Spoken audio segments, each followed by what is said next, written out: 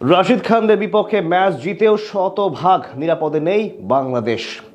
এখনো আছে ছিটকে যাওয়ার ঝুঁকি।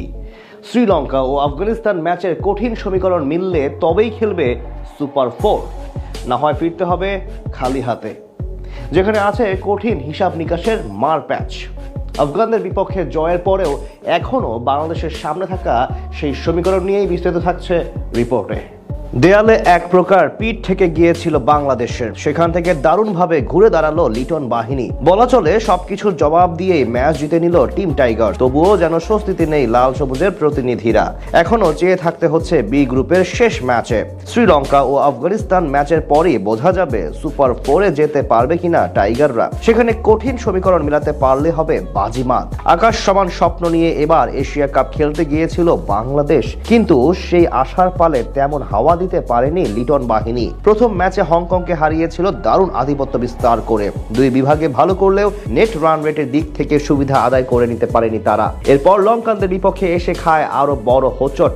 এবার দুই বিভাগে হয় ধরাশায়ী। এতেই বিপদ ঘনীভূত হয় টাইগারদের, যেখান থেকে মঙ্গলবার রাশিদ খানদের সাথে ম্যাচটি ছিল এক প্রকার বাঁচা মরার। সেই বাধা আপাতত অতিক্রম করলেও এখন চেয়ে থাকতে হচ্ছে পরের ম্যাচে।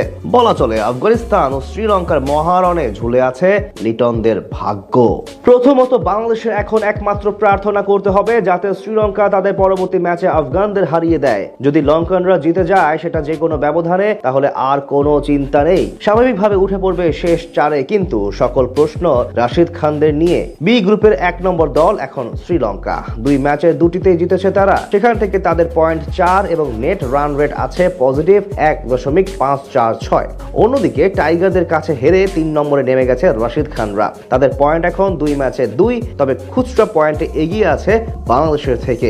আফগানদের নেট রান রেট পজিটিভ 2.150। বিপরীতে 3 ম্যাচে 2 জয় নিয়ে আপাতত দ্বিতীয় স্থানে আছে বাংলাদেশ, কিন্তু 4 পয়েন্টের সঙ্গে লিটনদের নেট রান রেট নেগেটিভ 0.270।